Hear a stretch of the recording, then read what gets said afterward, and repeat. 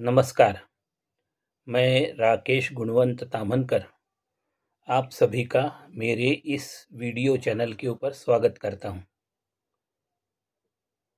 मित्रों, विगत 29 जुलाई को नाग पंचमी के रूप में मनाया गया।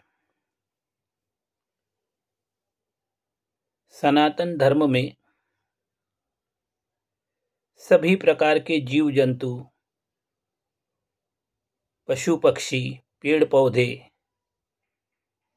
इन सभी के पूजन करने का अवसर हमको हमेशा मिलते रहता है।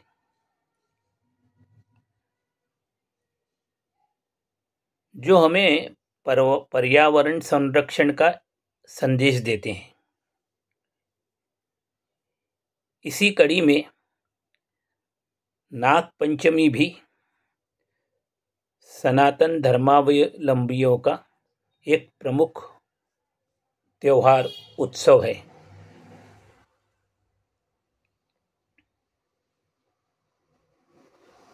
सनातन धर्म में सर्पों के महत्व को आप इस प्रकार समझ सकते हैं कि हमारे प्रमुख देवता शिव जी का आभूषण सर्प हैं।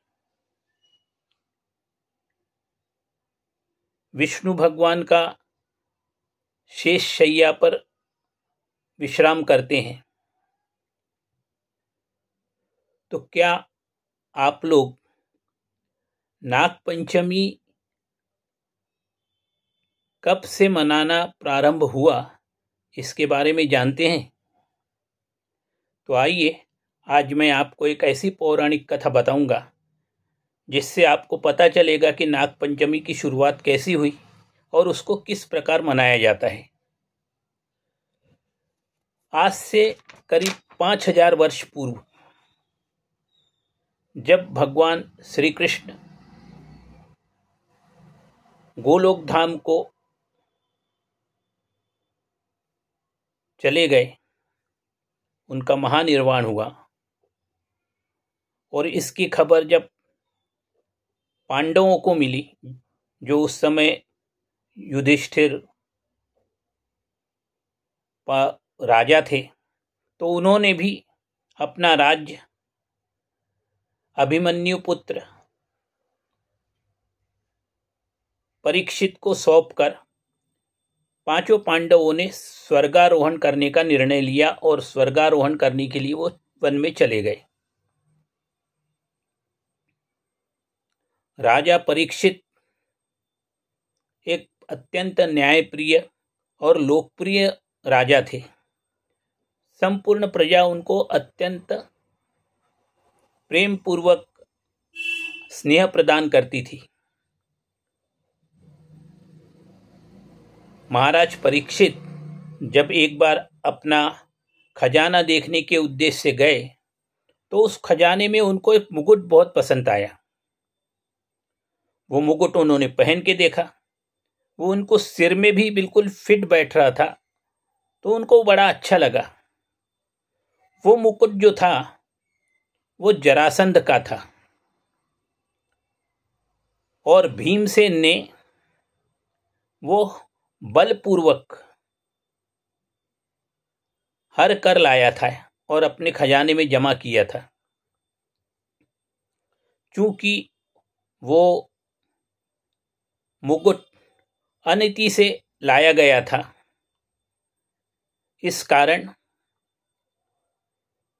उस मुकुट को पहनते ही कली का प्रवेश राजा परीक्षित के सर पर हो गया। क्योंकि भगवान श्री कृष्ण के महानिर्वाण के बाद इस संसार में कली का प्रवेश हो गया था। उस मुकुट को पहनकर राजा परीक्षित जंगल में शिकार करने के लिए गए।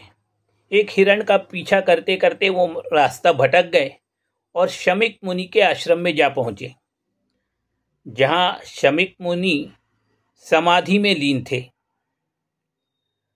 राजा परीक्षित को अत्यंत प्यास लगी हुई थी। उन्होंने शमीक ऋषि के पास पानी की मांगा, कई बार आग्रह किया, परंतु शमीक मुनि ने उनकी तरफ ध्यान ही नहीं दिया। वो अपनी समाधि में ही निमग्न थे। इससे राजा को अत्यंत क्रोध आया। राजा परीक्षित ने पास ही में पड़े हुए एक सर्प को शमीक ऋषि के गले में डाल दिया और राजा परीक्षित वहां से चले गए। कुछ देर के बाद शमीक ऋषि के पुत्र श्रृंगी ऋषि आश्रम में जब आए तो उन्होंने देखा कि अपने पिता के गले में मरा हुआ सर्प किसी ने डाला है। इससे उनको अत्यंत क्रोध आया और उन्होंने श्राप दिया, जिस मूढ़ बुद्धि मानव ने मेरे पिता के गले में मरा हुआ सांप रखा है, वह आज से 7वें दिन तक्षक नाम के नाक से काटने पर मृत्यु को प्राप्त होगा। इस प्रकार उस मुनि कुमार ने अभिमन्यु उत्तरानंदन परीक्षित महाराज को श्राप दे दिया। मुनि कुमार ने परीक्षित को जो श्राप दिया था, यह बात जब शमीक मुनि को पता चली तो उन्होंने अपने पुत्र श्रृंगी ऋषि से कहा, अरे, समस्त प्रजा का रक्षण करने वाले राजा को ये तुमने कैसा श्राप दे दिया? राजा के न रहने पर हम लोग संसार में सुखपूर्वक कैसे रह सकेंगे? जो मनुष्य मन में आए हुए क्रोध को क्षमा कर शांत कर देता है, वह इहलोक और परलोक दोनों में अतिशय सुख का भागी बनता है। अपने बेटे को इस प्रकार समझाने के उपरांत शमीक मुनि ने अपने शिष्य दौरमुख को अपने पास बुलाया और शिष्य से कहा, हे वत्स, तुम जाकर राजा परीक्षित से मेरे पुत्र के द्वारा दिया हुआ शाप का सारा वृत्तांत बताना।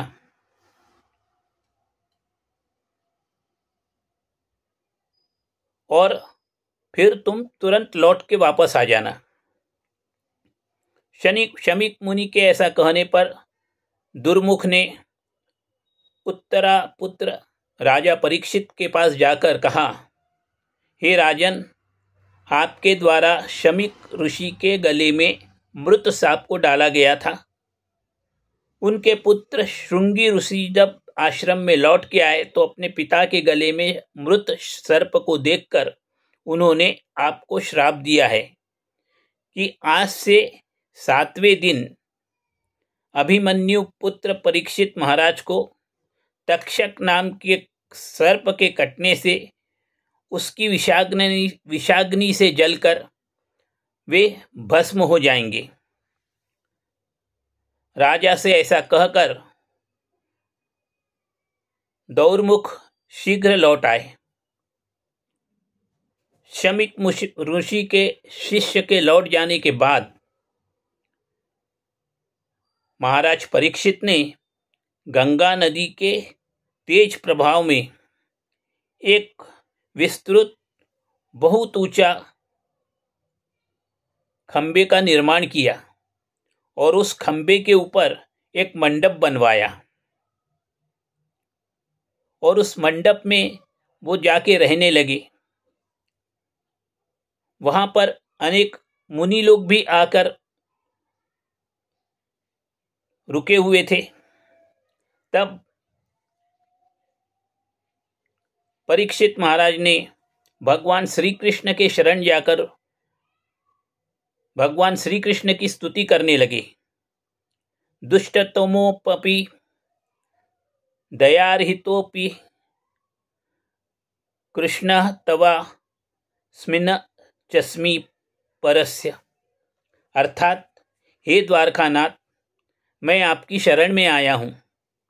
जिस प्रकार आपके कारण मेरा जन्म सुलभ हुआ, उसी प्रकार आप मेरे मृत्यु को भी मंगलमय करिए। भगवान श्री कृष्ण राजा परीक्षित के प्रार्थना से प्रसन्न हुए और उन्होंने शुकाचार्य जी को प्रेरणा दी, जिसके कारण शुक महाराज राजा परीक्षित के पास उस मंडप में पहुंचे और उन्होंने 7 दिनों तक परीक्षित को भागवत कथा का श्रवण करवाया। उसी अवसर पर मंत्रों को जानने वाले एक श्रेष्ठ ब्राह्मण कश्यप तक्षक सांप के विष से राजा के प्राण रक्षा करने के उद्देश्य से ठीक 7वें दिन महाराज परीक्षित के मंडप के वहां जाने के लिए शीघ्रता से अपने घर से निकल पड़े। अत्यंत दरिद्र होने के कारण उनको आशा थी कि जब वो राजा के प्राणों की रक्षा करेंगे तो उनको कुछ धन प्राप्त होगा। इसी बीच तक्षक नाग ने भी एक ब्राह्मण का रूप लेकर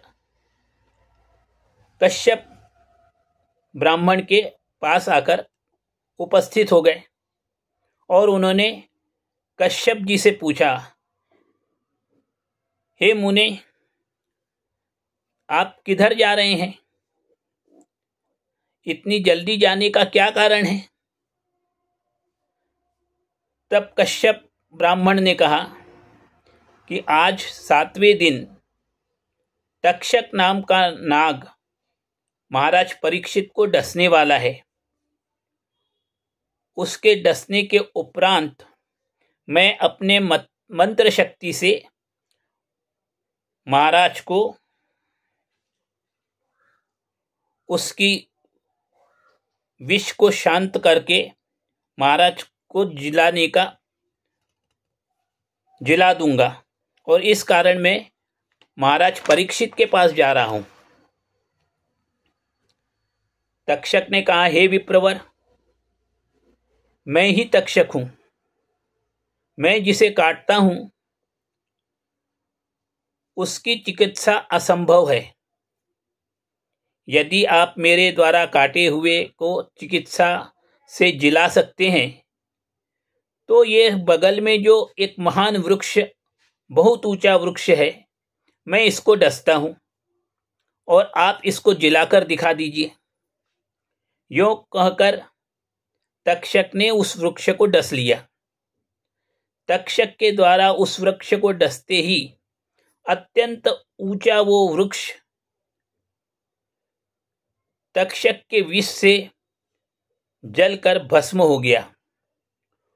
उस वृक्ष पर पहले से ही कोई मनुष्य चढ़ा हुआ था, वह भी तक्षक के विष की ज्वालाओं में जलकर दग्ध हो गया। तब मंत्रज्ञों में श्रेष्ठ कश्यप ने अपनी मंत्र शक्ति के द्वारा उस जले हुए वृक्ष को भी जिला दिया। उसके साथ ही वह मनुष्य भी जी उठा।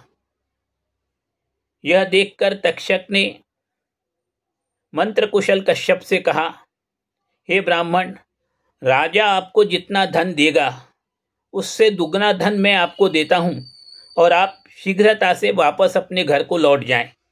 ऐसा कहकर तक्षक ने रत्न सुवर्ण मोहराओं से जड़ित एक थाल, जो राजा के इससे दुगना धन था, वो कश्यप ब्राह्मण को दे दिया और कश्यप ब्राह्मण वहीं से अपने घर को वापस लौट गए। कश्यप ब्राह्मण के वापस जाने के बाद तक्षक ने अपने अन्य साथी सर्पों से कहा कि आप लोग शीघ्र ऋषियों के वेश में फल लेकर परीक्षित राजा से मिलने के लिए जाइए। मैं उस फल की टोकरी में फलों के बीच में छिप जाऊंगा, क्योंकि राजा परीक्षित को उस मंडप को 7 सुरक्षा घेरों से घेरा हुआ था, तो उनके पास जाना अत्यंत कठिन था। पर ऋषियों के सामानों की वहां जांच नहीं की जाती थी।